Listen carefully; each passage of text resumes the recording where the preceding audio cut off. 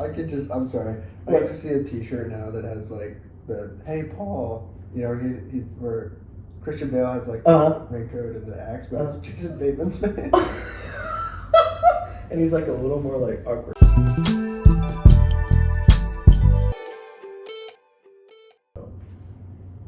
Cool. So, The Whale. So we saw The Whale in theaters. Yeah. Kind of late. Later than I thought I would, for sure. I don't know, man. That was awesome. Really enjoyed it. Mm-hmm. I did feel like it was missing something. Really? Yeah. I think I may have slightly felt that way before, but I definitely can't really put my finger on whatever it is. For me, So, like, also, missing or lacking? Just to... maybe lacking. Mm-hmm. Maybe. Yeah. Sorry, I interrupted you. No, Brendan Fraser's performance. Mm-hmm. I feel like if anyone else played that part, or anyone of lesser caliber, Yeah. the movie just, it wouldn't be anything we're talking about. Yeah, yeah. I really don't. For sure. It's crazy because I've only seen him in like The Mummy. Yeah. You know what I mean? Yeah. Every actor I think has a ton of potential usually, you know what I mean, especially if you've been doing it for like decades. But like literally all I've ever seen of him is like The Mummy, and those are pretty like dorky, you know what I mean, just like action adventure movies. I think he did like Journey to the Center of the Earth or something. Oh, like yeah. It's always been these like dorky movies I've seen him in. But I definitely, every time I go to see a movie, just try and strip away any preconceptions I have about any actors, about any directors. Like, I don't care if they've done comedy for 40 years, and then they set out to do like a period epic or whatever. Like, I think everybody has usually like good stories in them. So like, I try to just go completely blank slate. I'm so glad I did, because if I had anything tainting that performance, You're thinking like George of the Jungle or something. Yeah, George. That was the other dorky thing. Oh my gosh. I'm so glad. I don't know. Encino Man. That's like, I'm pretty sure that was like his breakout role. Yeah. He started when he was like, what, 17, 18? Like really young. But yeah, I don't know. I don't know. I'm pretty sure I saw the performance for what it was, and what it was amazing. Not to like demote, like all the characters I felt did a really good job. Absolutely. Like yeah. all of the actors portrayed their characters very well. That They gave really good performances. Yeah, I loved that so much about the movie. That even the weakest link was still totally up there. It felt pretty cohesive, like talent-wise. It was pretty much like general baseline of just like, this is pretty good. Yeah. And then there were like a few moments where people were like, oh, this is really good. And then Brendan Fraser the whole time was just like mesmerizing. Like, this is amazing. Yeah, and I feel like he had to be, because Absolutely. Charlie's character, sometimes, you wanted him to change, you wanted him to like get better, Mm-hmm. but he also was so set on like not. And so I Yeah. feel like if it was a weaker performance, I would not care for Charlie at all. Interesting. That's just my thoughts. Yeah. I think I get what I you're was saying. like totally siding with I forget the character's name, but his nurse friend. About how she just kept wanting him to go to the hospital. I was like, yes, Uh-huh. you want this relationship with your daughter, go Yeah. to the hospital, Yeah. don't die. Uh-huh. And then, but yeah, so like I kind of went from hating Charlie to being like, no, like he's gonna set things right before he dies. He doesn't see a chance of him even. It'd just be a waste for him to go to the hospital. And I think my thoughts on that, why they kept wavering, was because of the way Brendan Fraser was portraying the character. Interesting. So you're saying you were was it you were going back and forth throughout the movie, or was it like kind of a decisive shift as far as like you, because it almost feels like viewing the movie through like either externally or internally, right? you're siding with the people, like kind of like a third person point of view, like you're there with the other people, you want him to get better, you care for him, you pity him, all these things. And then also either you switch back to this, or maybe it just happened at some point in the movie where you like looked at it through a different lens.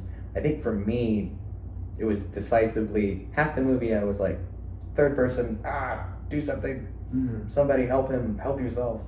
And then I don't know how much they intended this to happen, but definitely kind of the second half it switched to where I was just trying to get inside his head and view it through his lens, and it started to, I don't know, it started to feel a lot different. I think they might have intended that. Yeah. I'm not sure. For you though, was it? No, how was it? It was very flip floppy for me. Really? Yeah. That's Like, interesting. Whenever his friend is yelling at him, I was like, and then he'd be by himself and like start crying or like just be like sad. And I was like, interesting. I feel so bad for him. Yeah, that makes a lot of He's going sense. through so much. Yeah. Makes a lot of sense. Like,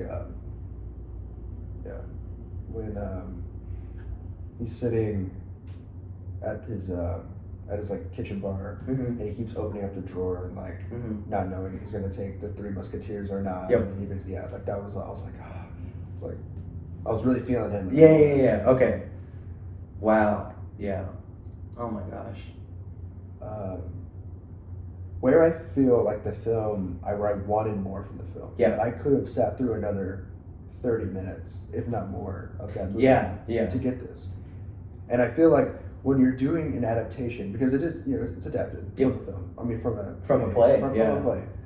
And from what I've read and what I've seen clips of the play online, they didn't add too much to the movie. And I feel like Interesting. usually, like if the play is really long, or like a musical, you have to cut stuff. Yeah. But also, if you're doing an adaptation, I feel like it's weak to do just a complete telling of the story as it was originally done. Yeah. Like, I feel like that's why the live action Lion King is the worst live action reboot, is because it's almost a shot for shot remake. An animated version that is significantly better. Yeah, absolutely. While I feel like the other ones kind of do their own, they add a little twist to it to make it more interesting. Yeah. For- Like Aladdin or Cinderella or Beauty and the Beast, or Yeah. they all feel a little different from their original animations. Yeah, they're not like exact copies. Yeah. And so, what I wish the film did more is brought it more present by diving deeper into the issues. Because I feel like it's a story of a lot of, maybe not abusive, but maybe more toxic relationships. He's got For sure. He's got a bad relationship with his daughter. Mm-hmm. He has a bad relationship with food. He's got a bad relationship with his friend.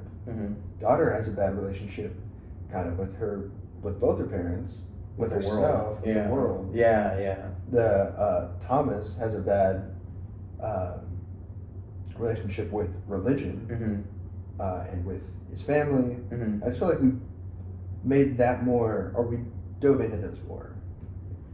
Okay, Even more interesting. than we did. That's super interesting. And I feel because like when the film ends, it's like, I mean, Sadie Sink's like about to leave. Yeah. And he's like, well, I'm about to die, so please read me your wonderful essay that I love. Spoilers, by the way. Oh yeah, spoilers. This whole I'll say this that. whole time. Way before. I meant to. Yeah. Thought about that. And let me please read it for me. And then she's like, okay. And then that's when he dies. And I just feel like maybe I wanted to see their relationship get a little better before that. And why I tore up during when she's making him a sandwich, because I thought we were getting there. I was like, awesome. Their relationship's improving. We're gonna see some more. But then of course she just drugs him. Yeah. And then they fight like in like the next time they talk to each other again. Yeah. And I understand that's not like what I wanted's not realistic. But I think you tapped into something pretty interesting there with like as far as your expectations, because I think like Because at what point in the movie was that? That was kind of like halfway, a little more than halfway. Yeah. It was like around there, right? I think that's pretty normal in most movies that are kind of just, typical movie story format where, like the typical, if this story had been told and it was like not a play originally and it was just like, I don't know, a more typical whatever movie, around that point, there probably would have been some change. Yeah. And there probably, the other half of the movie probably would have been like, had some more really, down moments, but it probably would have eventually ended with him overcoming everything. You know what I mean? Yeah. Now, But because of the format the movie goes in with days, where it's Yeah. Monday, I knew he was gonna die. I knew he was not gonna live. Yeah. Despite all my hopes that he Yes, was gonna absolutely. live. I was like, they wouldn't be counting down the days if he wasn't gonna die. Yeah, exactly. Man, this happened in like, what, a week? Less than a week? Yeah, it's like 5 days. I think that he dies on Friday. Wow. I had a thought. Where'd it go? Oh! That's gone again. There's something that I really hate but also really love about the movie. It has to do with what you were just talking about. It was like about the realism. Oh, that's it. What is it? The movie is so stagnant. From Monday to Friday, what really happens? Does anything really change? Not really. And that frustrates me because we want his relationship with his daughter to get better. Yeah. But after he's dead, I mean, there's one line she says, I forget what it is, but it does kind of hint that she does want him to live. Yeah, for But sure. she's also, I mean, she's literally crying at the end, Yeah. calling him daddy as opposed to whatever his name is or Yeah. whatever she did call him. but like, but the fact that the movie's so stagnant that there's no real change until the last 5 minutes of the movie, Yeah. where she is starting to listen to him. Mm-hmm. Like, I think that represents Charlie's life ever since his boyfriend died. So Yes. well. Yeah. Nothing's really. He just got stagnant, Yeah. and we're just uncomfortably watching him. That is such. I think that is such. I think that is such a great observation that I didn't even realize at all until you said it. As far as like how stagnant it is, and how the movie feels that way, and part of like what gives us so much tension by the end of it is probably that, like, as far as like, typical story format goes, it's really hard to follow. It's basically just almost more of a descent, because the story when you say it on paper, you can see the hero's journey, you can see the the arc on paper, right? So on paper there's this morbidly obese guy. He's slowly killing himself because something terrible happened in his life before he left his family, and before he dies, he knows he's gonna die. He wants to rekindle and make things right with them. What happens? I don't know. You can already start, just because we've been seeing stories all our life, you can kind of see like an arc there. Yeah. But literally the movie, it's basically like that description on paper, and then the whole time. Yeah. And then dies. Yeah. That is so awkward to sit so through. awkward. It's so awkward, so much tension, because it's like almost like as things are happening and they keep happening over and over again, you're like, okay, this is just happening again. This is frustrating me. When is this gonna happen? When is she gonna be this way? When is he gonna be this way? When is this realization gonna be made? Nope, it never happens. It's the same, and then drop off. And then Yeah. floats. Oh my gosh. I do like that a lot. I didn't know if I was gonna say that. Did I tell you how freaking funny that was? No. Oh my gosh. Dude, okay. Let me preface this that I love this movie. Performances were amazing. No. Like, what? I said ditto. I thought you said Really? Lizzo. I was like, I do not remember Lizzo. This is sponsored by Lizzo. Performances were amazing. The music actually was really good. I think it was subtle. I think it was out when it needed to be. The directing, the pacing of the movie, like we were talking about, as far as it being stagnant and kind of like just a little more real and awkward, raw. was so good. Raw. It was so raw. Every way. I love some of the cinematography. Anyway, amazing movie. I loved it. Had a few things I didn't like, but the one thing that just like, I don't know if it was bad. I don't know if like just if it's a problem with me or if it's a problem with the way it was presented or like just like, but the ending. She's reading it to him, and it's so emotional. It's so impactful. It's like the ending of the movie. He hasn't stood like ever, or the second he tried, he broke a table or whatever. So he's standing, he's walking towards her. She's reading it. She's in tears because she's like actually opening up and like wanting her father for the first time. And he knows he's gonna die. He's about to freaking die right now, and like it's all really good. The music is swelling. I'm like, this is okay. I expected this, but this is still really good. I'm here. I'm locked in. I'm locked in. And then like she like, I don't know what it is. She like finishes the essay. And it like his feet like lift off the ground. That wasn't that weird because like I don't know what they're trying to say. Like he's dying, he's going to heaven. I don't know. And that was fine. The feet lifting off, I was like, we'll smirk, but it wasn't that. I wasn't gonna laugh. But then it shows his face, and like the music just like swells to the top, and it like whip pans up to the sky, and he looks up, and he goes, ah.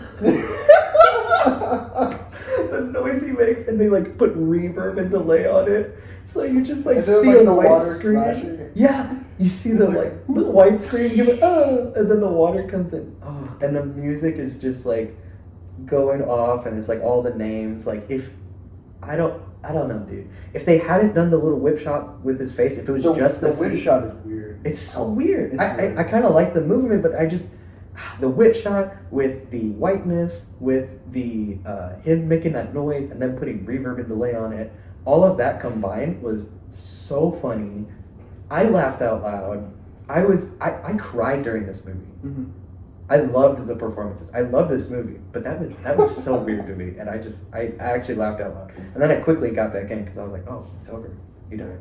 But I definitely laughed. It was so funny, dude. There's one scene I don't know what that choice was. that I don't like at all. Really? One that was the only one I didn't really like because it's so funny. And from what I've read, this particular scene that I didn't like watching it, and I definitely didn't like it afterwards either. It's actually one of the only backlashes the movie's getting. What is it? It's okay. I do want to touch on what happens before that.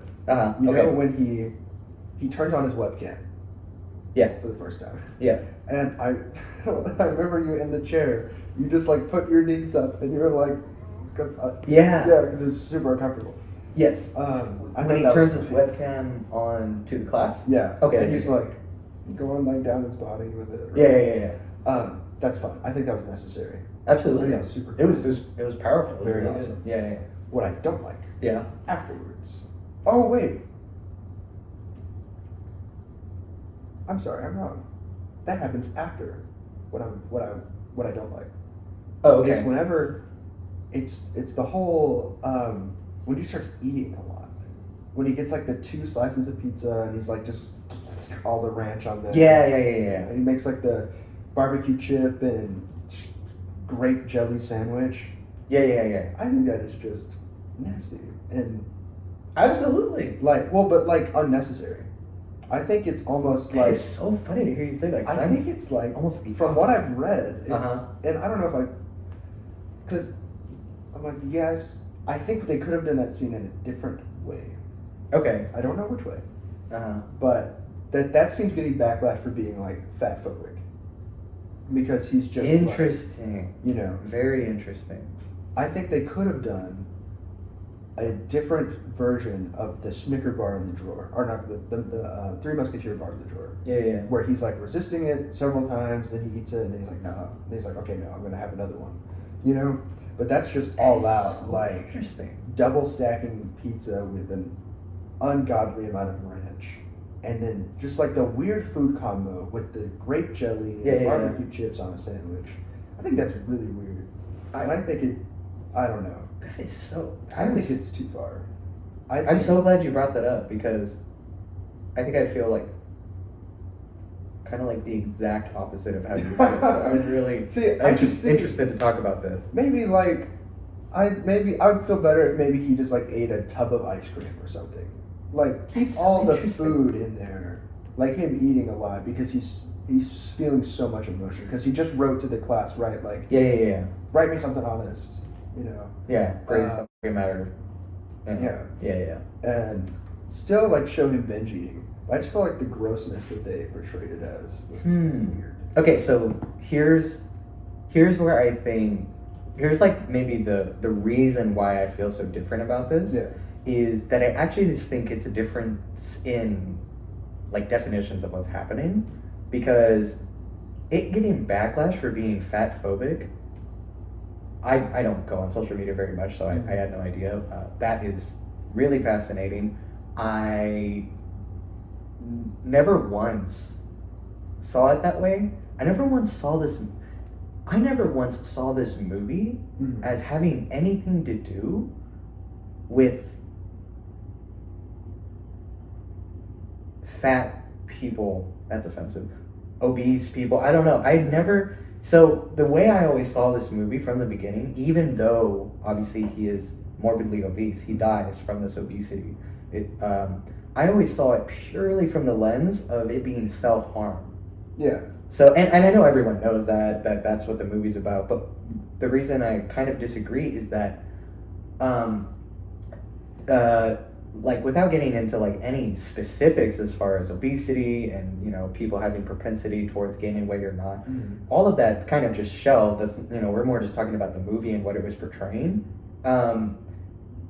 When I look at this movie and everything that was depicted through the lens of it being self-harm, that scene is quintessential to me. It's one of the most important scenes to me. I see that. Because it being self-harm, basically, it's just another form of self-harm. It's the same as, you know, all of the different things that are out there, you know, to varying degrees of violence or like chemically or, you know, whatever it is, people like, you know, anyway. It shows like he didn't get this way just by eating a lot. Yeah, he didn't get this way by eating a lot because he loves food. Like, I don't see it as fat phobic whatsoever. In the sense of, I see this just as his way of committing suicide, like as his slow suicide or whatever it is. And so that's why that scene was actually so important to me, and I was kind of waiting for that scene. The grotesqueness of the different foods and the fact that food is just his knife, food is his gun or whatever. And so actually, I don't know. It doesn't seem fat phobic to me whatsoever because now obviously I'm not trying to speak for anybody who did see it that way. Yeah. I'm just saying that the way I saw it was that scene had everything to do with his self-harm and his suicide and his just his rock bottom, and nothing to do with people who are fat. Okay. If that makes sense. Yeah. That was my view of it, and like, you know, that's why I actually love that scene. Yeah. Because actually, I think that's why I love that scene, because I think without that scene, it'd be even easier to see the movie as potentially being all about somebody who's fat.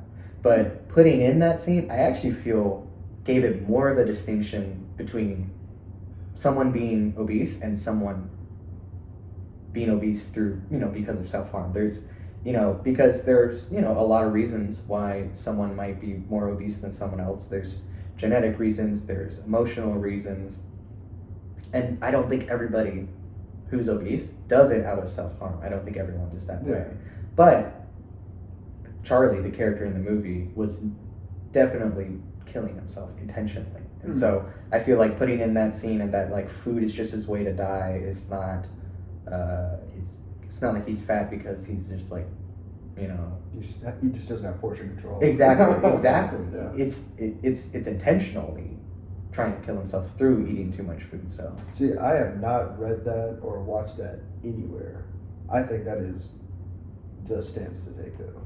What you just read or watched what anywhere? that just it's a suicide. Oh, really? Yeah. That's really interesting to hear because from the teaser, Yeah. I saw that happen. That's what I thought was going to happen. Hmm. And it Yeah, could I just, like that a lot. Yeah. Now I like that scene. Really? Yeah. Yeah. Yeah, you brought that to light. Good Yeah. job. I guess from that scene or from that point of view, that's Yeah. that's actually why I love the scene. It's one of the most important scenes in the whole movie to me. Hmm. You know what I mean? Interesting. Distinguishing it from someone being obese and actually someone killing themselves. Cool. So now I see it as like grotesque in a different way. Yeah, Not it was visually. obviously intentionally grotesque. Yeah. I was cringing. Yeah, watching because I it. was just like, why are they showing it like this? I was like, this Gotcha. is just a weird way to portray how he's Gotcha. eating a lot. Gotcha. You know what I mean? Yeah, because if absolutely, But if seeing I it didn't as have that as a lens, knife or like as a gun, what you said. absolutely, if I didn't have that lens of seeing it as suicide or seeing it as self harm,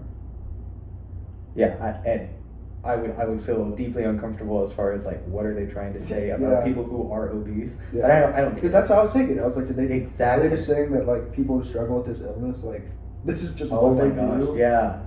Yeah. No, I never saw it that way for a second. I definitely, Interesting. yeah, the whole time saw it. And I can't suicide imagine and they, self harm. they intentionally wrote it the way I originally saw it. Exactly. Yeah. Sure, unless like the writer's like very passionate about it. Mm-hmm. So, and the guy who wrote the play Mhm. wrote the screenplay, right? Oh, really? He wrote Yeah. the screenplay as well. Yeah, which is also interesting that he didn't want to change anything. Yeah. I feel like if I were to look back on a work that I made 10 years ago, Mhm. I'd want to make some tweaks. I'd want to modernize them a little bit, Yeah. bring some like, and That- like that's what like art pieces that come out like that. They want to speak towards something that's happening now. Mm-hmm. So I'm surprised there weren't more like I don't know topical things are happening. Interesting. Yeah. It feels timeless, which is good, which I think is a strength. Except Yeah. for Mm. what there's them actually saying it takes place in 2016, Mm-hmm. and then there's like at one point on the TV there's the like Trump's on the TV or something. Oh, really? Yeah. Yeah. He was. Yeah. It's one of the I remember that. where all the Republicans are competing for who's going to be the candidate. Yeah. Primary. It's primary. Primary. Okay. Um, Yeah. But yeah, aside from that, It definitely- it feels yeah. like it could take place Exactly. at any time. Yeah. I have a propensity to go towards movies that feel more timeless in that way. Kind of like don't rely too much on topical or pop culture kind of like Yeah. insertions or whatever. As far as like if it's just about the story, but if it's like a blockbuster or like anthology like Star Wars or Marvel, like it totally makes sense, and I actually enjoy a lot of the insertions of topics and pop culture and whatnot. But for this movie, it was about this guy. Yeah. You know what I mean? And like this guy could have happened at any point in history, kind of thing. Do you feel like we've talked about the whale enough? Yeah, Anything around else you there. wanna say? The only thing I wanted to get in there was to kind of like piggyback off of it feeling kind of like less topical and less pop culture-y is the fact that it was a play before, and the fact that it was the same writer kind of adapted it with a screenplay. That was one of the only things other than that was one of the only things that like brought it down for me was the dialogue. That it did feel It is live theater dialogue. exactly on the screen. not all the time. Like sometimes it was just I didn't even think about it. It was perfect. It was flowing. Everyone was just like real and raw. It was so raw. Yeah. It was so real. You felt like you were there for the majority of the time. But one of the only things that ever took me out of it was when it started to feel, when people started saying things that felt like a line from a play, that felt like a quotable. You know what I mean? Yeah. Because there were some parts where like the daughter, the missionary, I think it was mostly their dialogue. Oh, and his friend. Like, all of them three, at one point or another, kind of had a line that just felt way too succinct and concise and, like, just, like, perfectly encapsulating the scene, where people don't really talk like that. Exactly. People kind of ramble. It takes, you know, what they said in one sentence, people, like, will say, but it takes, like, 3 sentences, some ramblings, some, this is what it means, you know, like, typical language. Yeah. And that was throughout the film in really important parts to make it feel so real and raw, but like, there were a few parts where it just felt like kind of, I'm going to say this line, and it's said, and we're supposed to be like, whoa, that's a good line. But, like, that takes you out of how raw it is. For sure. What? Thomas was, like, my least favorite character. Yeah. My least favorite as well. He was, I don't want to say he was important to the story, because he was... You don't want to say he wasn't important to the story? Or No, I don't want to say he was. No, I almost just said that, but, like, he was... I don't know. As far as his acting and everything, he was fine. Yeah, the actor's good. It's like, Yeah. the way the character's written on. Exactly. And the lines were... His was probably the worst as far as, like, it being, like, a play. But, like, even the at scene where he, him... like, smokes pot. It's just like... Yeah. Can I smoke some pot? Could I smoke some Or pot? whatever he says. That kind of work, because he's, like a Mormon or whatever now, whatever they are. But, like, I think in the original play, he is portrayed more as a Mormon. really? That's And then fascinating. Versus the movie, Mm-hmm. he's... Did they come up just with like a dude nondescript? stage. Yeah, they came up with, they, like, made something up Yeah. for, Yeah. probably very intentionally. Yeah, I think so. To, like, Because I was watching clips Have a from the movie. play, and like he has, like, you know, like his name tag on, yes. Yeah. and so yeah, I'm pretty confident he's supposed to be Mormon in the play. Oh, okay, gotcha. Yeah, but that was one of the only things that brought it down for me. It was amazing. Brendan Fraser. I don't really care about the Oscars that much either way, but I know, like, as far as what I've seen recently, it was one of the best performances I've seen in a long time watching films. Speaking of the Oscars, Yeah. they just released the nominations yesterday. Austin Butler won the Golden Globe for Best Actor for Yeah. Elvis, and then Mhm. Brendan Fraser won for the Critics' Choice, I believe. Critics' Choice Awards. Oh, different Yeah, awards. Yeah. So it seems like they're going to be pretty neck and neck for the Oscar, Mm-hmm. unless like someone else gets it that hasn't gotten a big award yet. Yeah. But I don't know. You haven't seen Elvis. I haven't seen Elvis yet, no. Austin Butler does a great job mimicking. Yeah. That's what I'll say, because I feel like adding depth to Elvis, Mm-hmm. he's just acting. You know, I don't feel like he brings anything Yeah. special. Yeah. He just does a really good job acting like Elvis. You know, he's a good Elvis impersonator. Yeah. Yeah, he sounds like him. He walks like him. Mm-hmm. Does a really good job. Like that's why I say he does a good job mimicking. But like actually for sure. acting as Elvis, Yeah. depth and emotion, Uh-huh. I don't think it's best actor. I think him being nominated was a really good honor. I think that was good. That was enough, I don't like, think for he the should performance. win it. Yeah, I don't think he should win it. So wait, who's nominated for Best Actor at the Oscars? It's Brendan Fraser, Austin Butler, Austin Butler, for the Banshees of whatever. Yeah. Wow. Which I haven't seen, but I haven't I'm either. gonna watch it. Yeah. Okay, so the Hopefully Banshees before of the Oscars. I can't remember. I don't know. Yeah. So it's them. Is it usually 4 or 6? So it's I was gonna say it's 10, but that's Best Picture. Yeah. Holy crap. Bill Nighy. I always forget to say his last name. Oh, The guy who yeah, played Davy Jones. I know that name. The guy who played Davy Jones. What did he do recently? Some movie called Living. I hadn't heard of it. Yeah, I haven't heard of it either. I actually might have seen it, but, like, I don't know anything about it. Paul Mescal Uh-huh. for a movie called After Sun. Oh, I have that on my watch later, but I don't know what it's Those are about. the best leading actors. Well, I don't want to say anything till I've seen the other movies, but Yeah. Brendan Fraser is. I feel like Colin Farrell probably has a good chance. I've heard a lot of good things about the movie, he's an amazing actor. but Brendan Fraser probably. Yeah, I'd be surprised if he didn't win it. All right, so you mentioned timeless movies that you like those. Mm-hmm.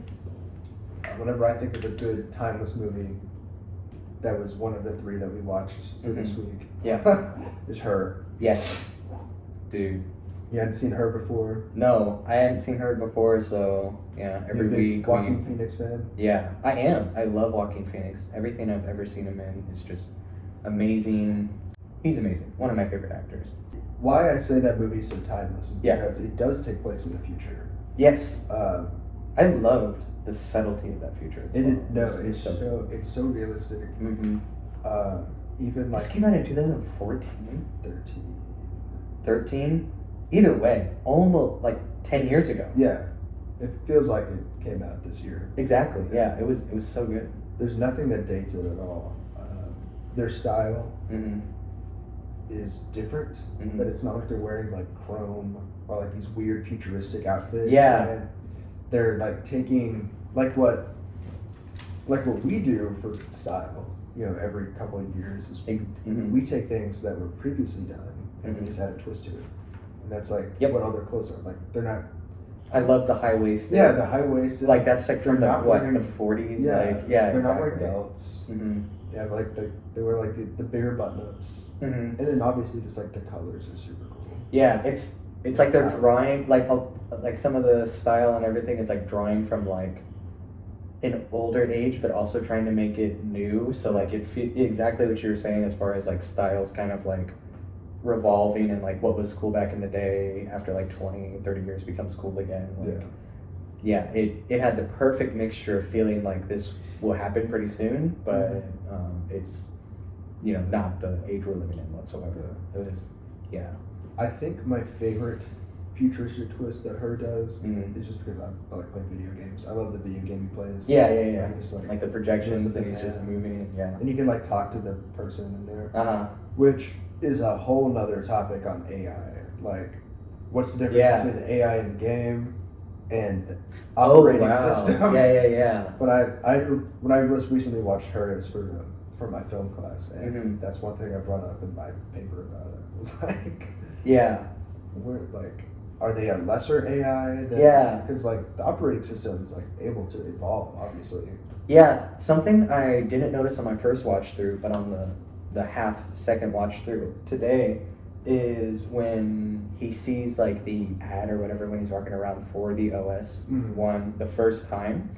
The advertiser, whoever's talking about it, actually says that it's consciousness, either that it is or that it's basically consciousness. So like that was kind of the crux of that character Samantha, but also like the movie just kind of exploring consciousness and like what it means to be a soul or to be anything other than just either algorithms like numbers or to be just like a biological physical being, Yeah. meat bag or whatever. But so to basically like kind of not answer.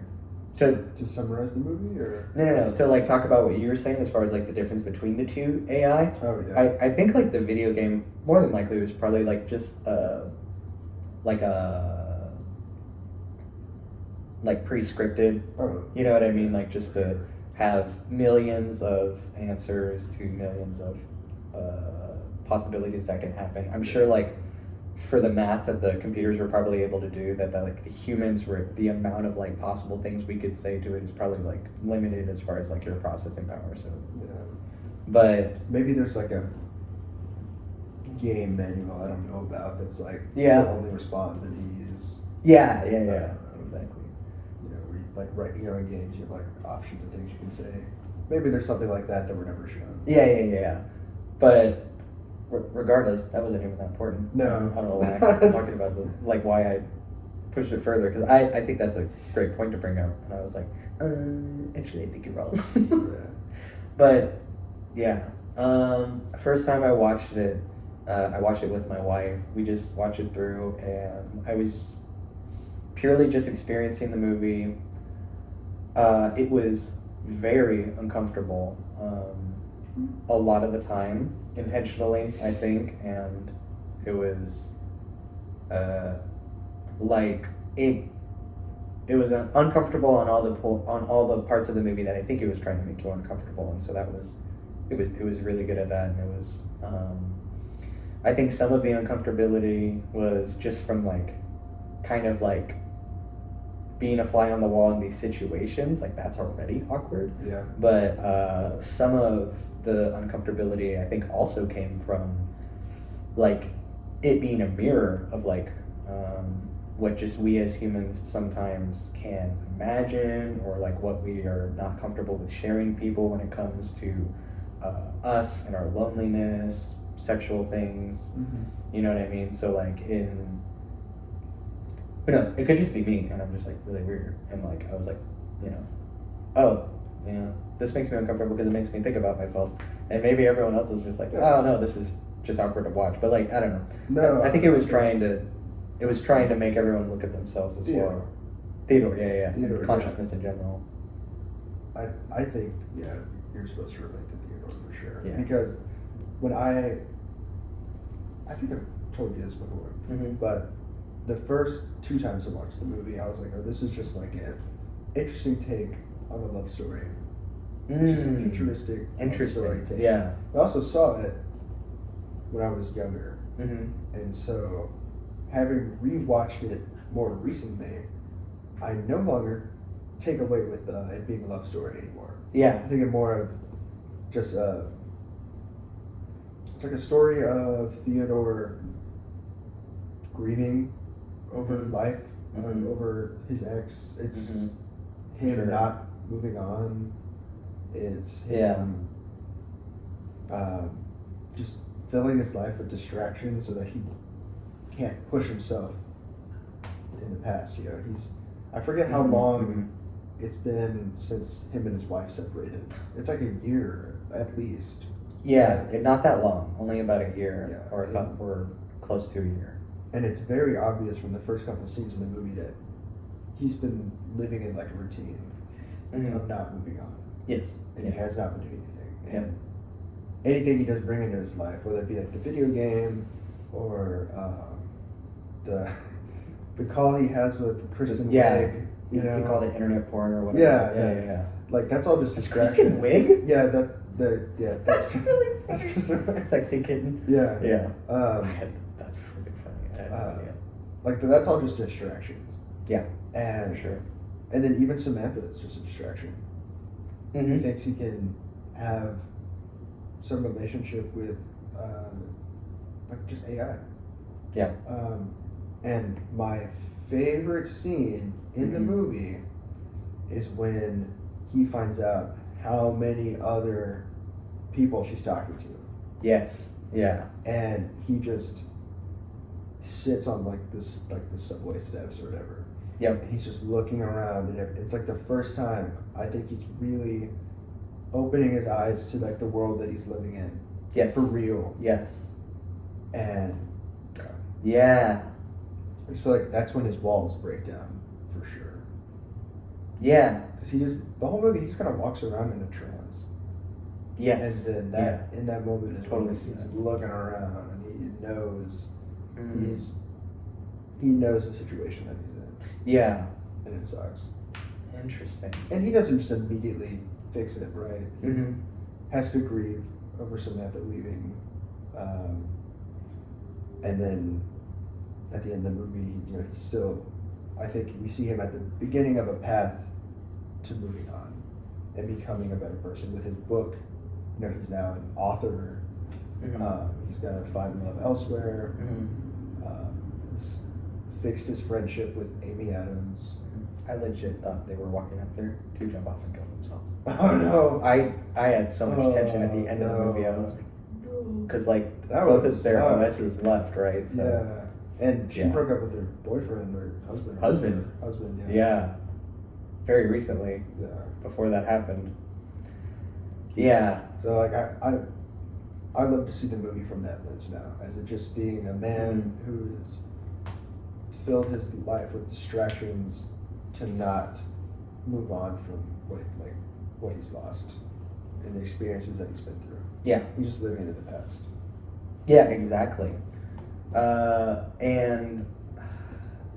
the first watch through, I was obviously super cautious of and invested in Theodore, you know, the main character. Yeah. And then like just the performance and just everything he was going through, trying to figure out like what is going to happen, what's happened to him, what he's doing right now, and what's going to happen to him. Obviously, super engaged with that. The performance was so like it was so like nonchalant and like kind of like awkwardly vulnerable, and real is kind of like overused as far as like describing like whether, you know, it's definitely, I feel like I may have been this way before, or like I've met people like this that maybe I don't know how to explain it, but basically he was really, really good. But what actually kept like what I kept like ping ponging back and forth on is Samantha, the AI. I found her character insanely interesting from the lens of consciousness itself, or like from the idea of like basically she's like living, it's like the fact that she can speak and learn at speeds that are unimaginable while talking to him, and actually talking to him is a lot slower than what she's capable of doing. And when she starts talking to other OSs is like what she's loves doing. Like, you know, what the reason she like leaves him is because as far as like her and her potential and all of, you know, who she currently is and all of who she can be, you know what I mean? Like she loves Theodore, obviously, and it was hard for her to leave, but it was like it was very much the idea of like two people kind of growing up together, and then like one person is, you know, just a person, but then the other person eventually realizes that they're like, oh, actually I'm a god and I should probably go live with the gods now, so sorry, got it.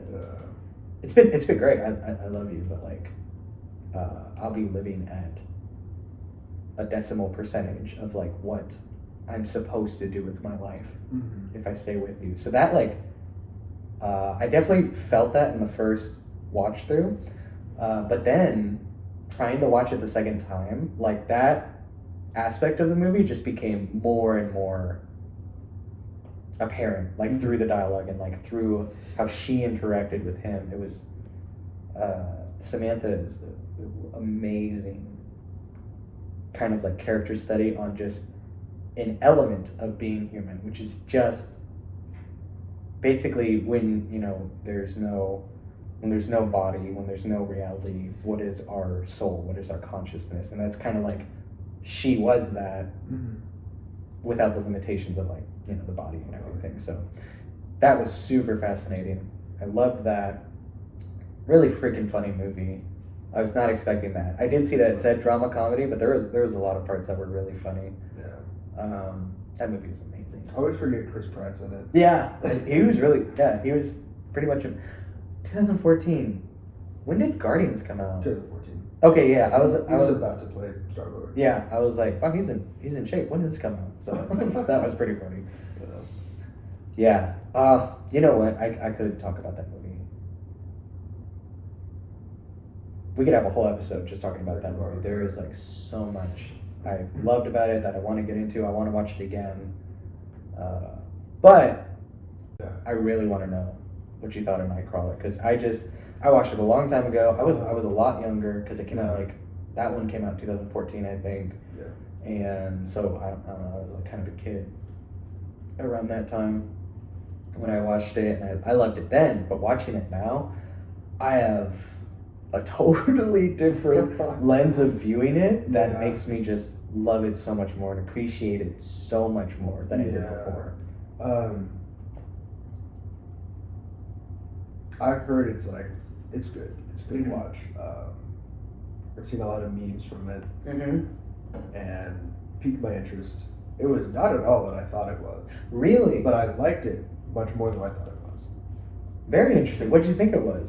I thought it was gonna be like really similar to like Joker, because it's like often compared Oh, to that. interesting. It was gonna be like Joker or Hmm. like Yeah. Taxi Driver, Yeah. but it's not. I see the worth of the comparison, but yeah, it is nothing No, it's like those movies. like I thought that. Well, just seeing that Lou is, he's not a loser, you know. Yeah. He's not. He's Yeah, not at all. super smart. Yep. And that's why I hesitate putting him in the literally me categories, because I don't think he's super relatable. Now, is he a Interesting. Is he a Sigma male? Of course. Yeah. Of course he is. He's got the grind set more than any other character. No, but he's so grindy. And Yeah. I feel like that's what's so different from other literally me characters. Yes. Exactly. Who are just like sad and depressed and Mm-hmm. want to be a hero more Mhm. than like write their own story. Like Yeah, there's yeah, some yeah. elements that Lou does, Yes. but no, he is grinding the whole movie. Yeah. I love this at the beginning of the movie when he's trying to sell the stolen supplies to Yeah. the contractor. or He the kills his train guy. security guard? Yeah, and I thought that was just like the beginning of like who he like. Is that's the only Uh-huh. person he like physically kills? For sure, yeah. The Yeah. only one he directly kills. Directly He kills. indirectly kills A lot of people. And I thought that was so cool how they did that. Yeah, I love it. When he first starts filming Mhm. the crime scene, Mhm. and they say, and he keeps focusing on, you know, like he's talking to the director, and she's Mhm. like, we need, and she's describing what she wants Mhm. in the footage, and he keeps saying some blood, Yeah, So you yeah, want blood. that was so and she's awkward. like, well, no, more like this. He's like, well, that's so blood. yeah. And I was thinking he was gonna start just killing people and just Really? faking it. Yeah. Faking a crime scene. Yeah. And just like filming that to get like the perfect shot. Yeah. But what he actually does, I feel, is so much better. Mm-hmm. Yep. How he gets to the crime scenes early, and he just like, especially that one, the car accident one. Yes. He gets there and he moves the body into Yeah. like, Oh my gosh. into better lighting, and then films it. That scene. Oh my gosh. That was a scene. I already knew it was going to be a great movie, but then that scene came on and I was like, It was like, get real bad. and If he doesn't care about that, like what? yeah, Yeah, that was weird. That was awesome. Also, how he, oh man, there's several scenes of him watching TV early in the movie, Mm-hmm. Yeah.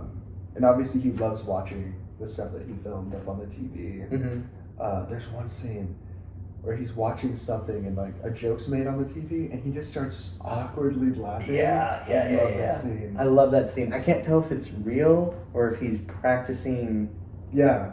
like reacting to something funny for other people. Yep. That movie that he was watching and that like the joke was on, I think it's a movie called Court Jester. Mm-hmm.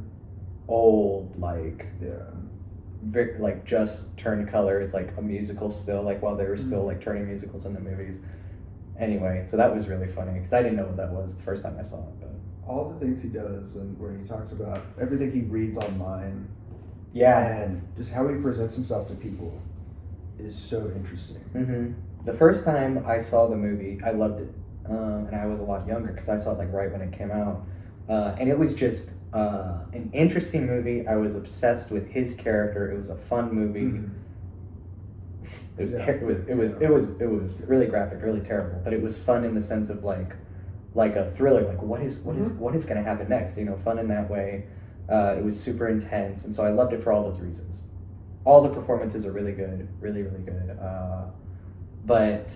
And it was mostly just about his performance that I was like super hooked on the first time I saw it. But watching it this morning, I watched it this morning to refresh. Yeah, almost 10 years later.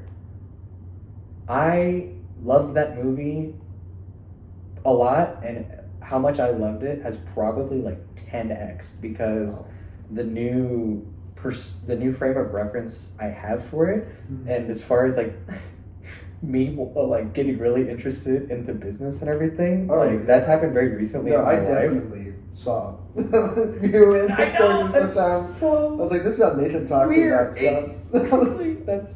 It made me love the movie more. It made me feel so much more uncomfortable, Oh. so much more enthralled with the character, with the environment he's in, with what was happening.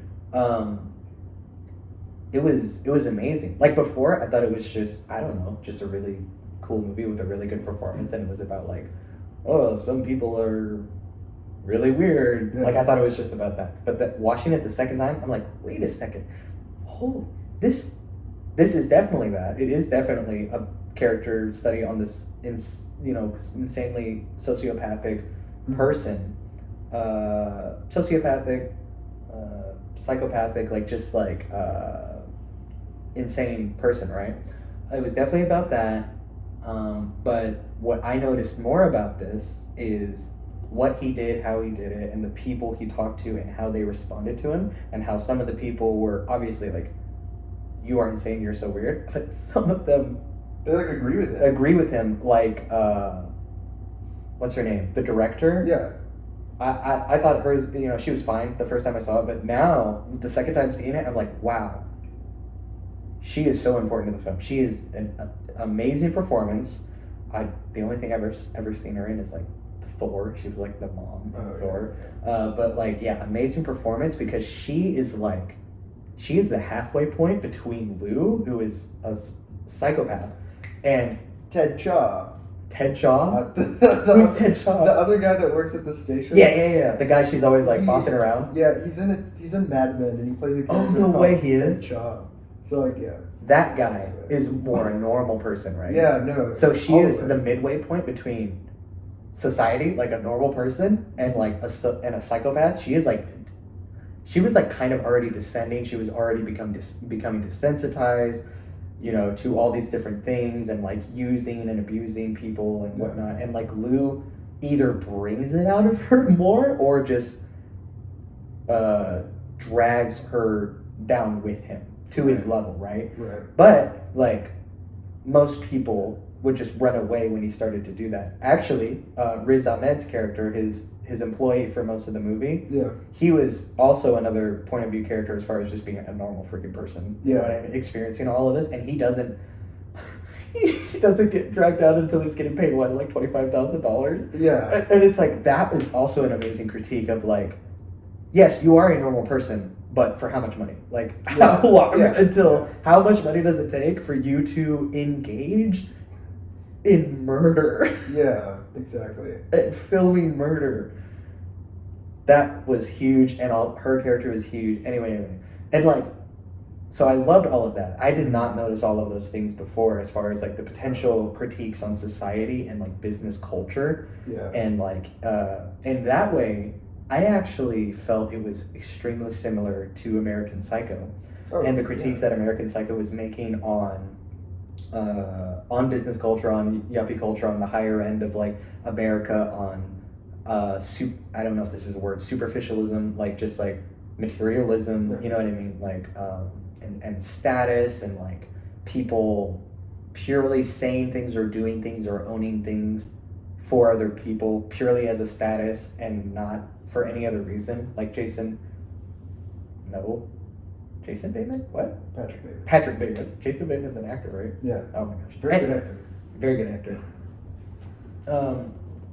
So I didn't see that before. They were very different characters before for me, but like watching. I'm sorry. I can just see a T-shirt now that has like the "Hey Paul," he's where Christian Bale has like the raincoat and the axe, but it's Jason Bateman's face. And he's like a little more like awkward with it, like not super. But yeah, the idea of how a lot of the things he did, a lot of the ways he talked, is like people in business are like, you're going to be successful. You're a cool guy. You know what I mean? Yeah, working now with people more in upper management. Yes. Yeah. And talking to them. The way that Lou talks to the employee throughout most of the movie, where he's like, we need a working relationship. You need to, like the one thing that will make or break a business is communication. So tell me what I can do better. And like citing the studies of like schoolfish and like sports teams and like that we need communication. That stuff. That's all business. Multiple people have told me.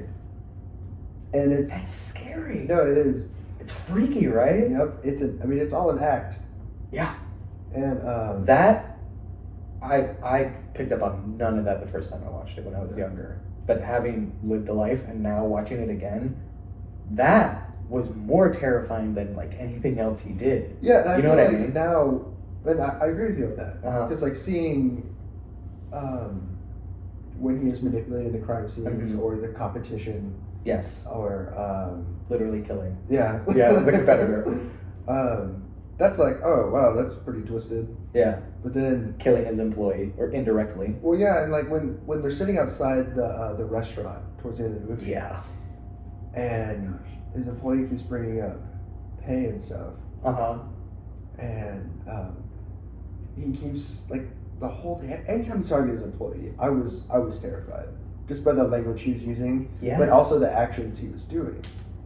So Action Tuesday. What do you like? well, like they're about to film police and Oh, okay. being You mean shot. outside of the Yeah.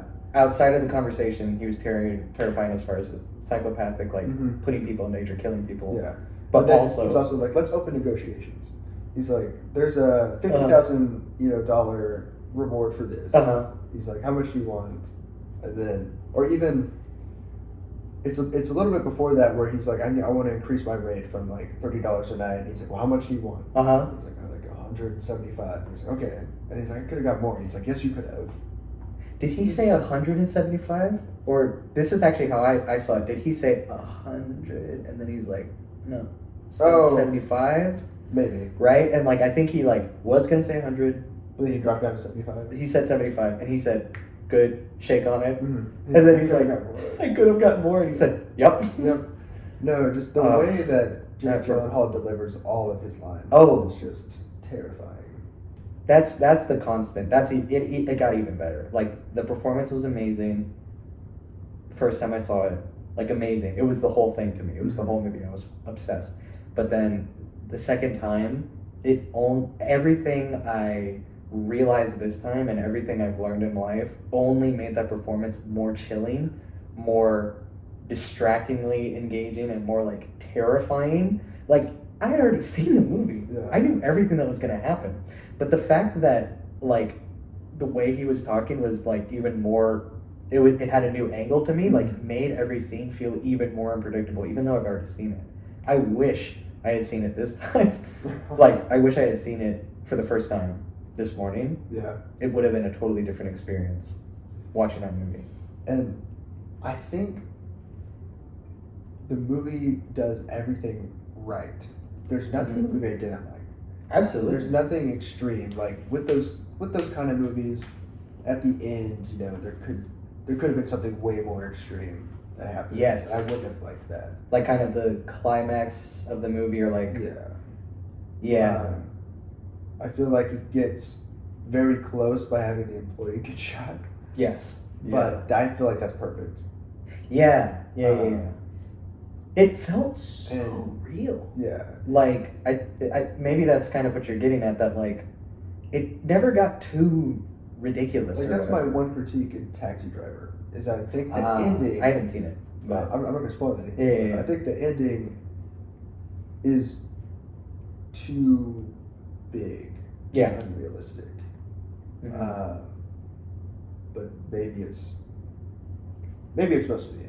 Maybe it's an unreliable narrator. I don't know. Yeah. Regardless of how, I guess it's like all from like the place of your perception, like how realistic it is, right? Like maybe someone who lived in a more violent place growing up would say it's like, no, that's very realistic. Regardless of bringing up all those different perspectives into when you're watching it, I think as far as I'm concerned and what I care about, like film, like directors in particular, since they're orchestrating a lot of it, but also just like filmmakers in general, usually I think it's kind of their job to make it as, if they care about this, widely understood and widely accessible as possible. You know what I mean? So like the fact that it did feel a little over the top to you, like that's as valid as something to say as someone saying, no, that felt 100% realistic to me. It's like people coming from different places, right? But basically all I'm saying is What am I trying to say? I mean, I just think the way the ending of the event that happens in Taxi Driver, the way it's portrayed at the end. Yeah.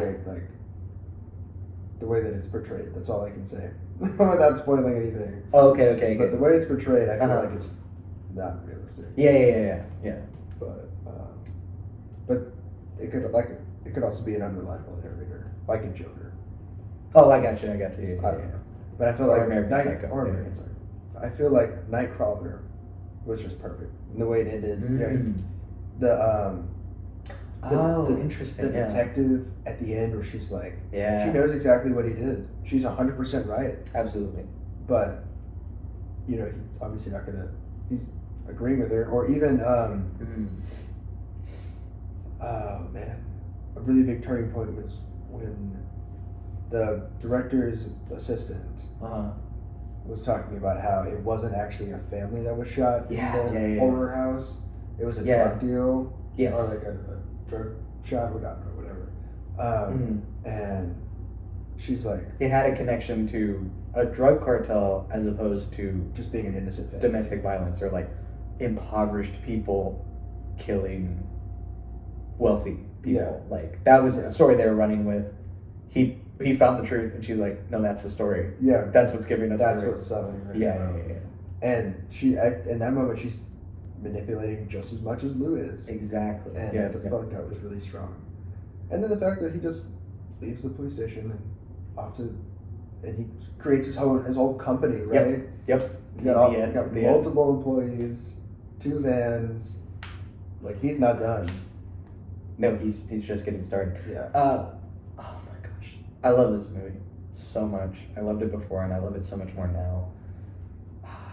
To kind of piggyback off of what you were saying as far as like the comparisons to Taxi Driver and American Psycho, and the idea of the unreliable narrator, I didn't realize about this movie, but you're totally right that like this movie just kind of feels like a sequence of events that happened, the end. Like, you know what I mean? There's not a lot of ambiguity about like what happens, even though things happen off screen. It's like, it just feels like it happened, or like it's implied that it happened. You know what I mean? Like as far as like him forcing her to sleep with him and like, all that stuff, like that happened. Like this movie just felt not like a documentary, but like it just, everything that happened was actually happened. Like there was no ambiguity, and like everything that happened just felt so internally consistent and just felt like real enough where it's like this. I could see this movie just being a one-to-one telling of a story that literally happened. And you would never know. Yeah, exactly. Because the general public doesn't know. They can't charge him with anything. Yeah, exactly. Yeah. That this could happen and probably has happened. You know what I mean? Yeah, exactly. Yeah. That's what I love about it. Okay, just one little thing I wanted to bring up about it before I forget. Watching it this time through, obviously all of the business and the weird corporate superficiality and like kind of immorality as far as like businesses being about like all that stuff, right? All of that was like way more apparent this viewing than before, but also something that was also more apparent now in this viewing than it was the first time I saw it. It actually made me laugh with how interesting it was that I noticed it this time, and how it made me feel really weird, was the music and the arc that he went on is just the American dream. Oh yeah. You know what I mean? Yeah. Like the hustling and the all that, right? And the music literally sounded like very patriotic. Yes, exactly. Like it sounded patriotic in the sense of like it kind of sounded like, I don't know, like your typical like a big football game, someone's playing the national anthem with a guitar, because there was a lot of guitar in the soundtrack, but like it was also very uplifting, like major, if anyone knows like musical terms. It was very it felt like, I don't know, modern church music sometimes. You know what I mean? Yeah. While he was doing disgustingly terrible things. Yeah. Like I think the first time I noticed it was in the intro. I was like, oh, this is like really pleasant music. Yeah. And This then is with weird. the, It was like, oh, that's kind of weird. And then the scene you brought up where he was moving the body to get the better shot, it also started playing that uplifting music, and I'm like, this is a character moment for him, where he's like about to make it. Yeah, no, You know what I mean? I think you hit it by saying it's the American dream. Yeah. It's You know, he goes from being like a petty theft, like, Yeah. trying to get by, Uh-huh. and then he finds a passion in like this Yeah. big business, this big field, and he just works his way up in it. He works his way up. He obviously like backstabs and steps over people, literally kills people, Which is typically what happens.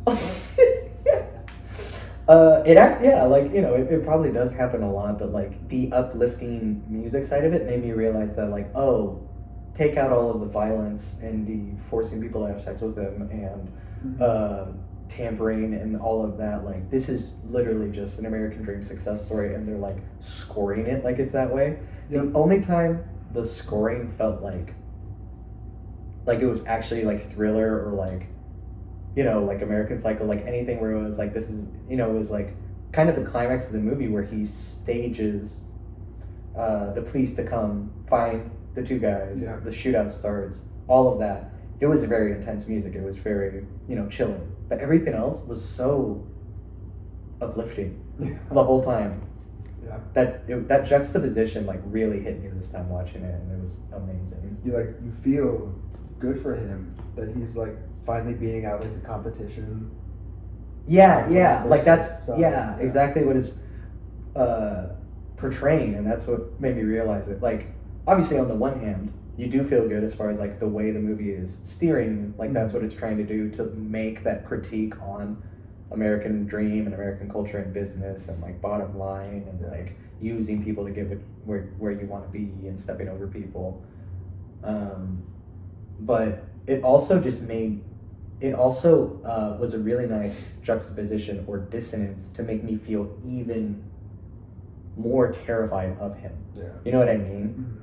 It's, you know, like the idea of like the villain like drinking a glass of milk, like something so pure. You know what I mean? Like that I never realized that before, but there's a lot of movies that do that. You know what I mean? To like visually representation of like consuming purity or whatever, like really demonic weird stuff, right? And like that had a similar effect of like this church music. Yeah. This like evangelical like American Christian church music and he's like this bloody person, and he's moving him around like a rag doll and like filming it, and it's like it's like his breakthrough, and he's like really happy. Yeah, he's got it over his head. Yeah. That's so funny. Dude. It's so funny. That was it was amazing. So good. Oh my gosh. That's 3 movies down. Yeah. Next week, I recommended to you to watch Good Will Hunting. That's right. Took me so long to watch it, but it was so amazing. I watched it like shortly after I got married, like almost 3 years ago, and yeah, love that movie. My wife really liked it too. That's what I recommended to you. What'd you recommend? I recommended Bullet Train, but am I allowed to change it? Sure. Yeah. Bullet Train's a really good movie. Yeah. I'm I feel super like excited to see it. Well, we're like Good Will Hunting and Bullet Train. Yeah, it feels kind of completely weird. different. I mean, her and Nightcrawler felt kind of weird, but like, regardless, if you want to make it, you know, connect a little better, whatever. Yeah, I don't know if I can. I think you would really enjoy The Menu. The Menu. Okay. I just watched that this past week. Yeah, I think yeah. you would enjoy it. I think there's Cool. a little more to talk about than there is to talk about Bullet Train. Ah, gotcha. Yeah. Awesome. I'm super cool with that. So, The yeah. Menu. It's on my It's list. HBO Max. Yep. Shout out. Sponsored. I wish. Cool. So next week, Good Will Hunting and The Menu. And some video game talk. Some video game talk. Of sorts. Nice. Epic.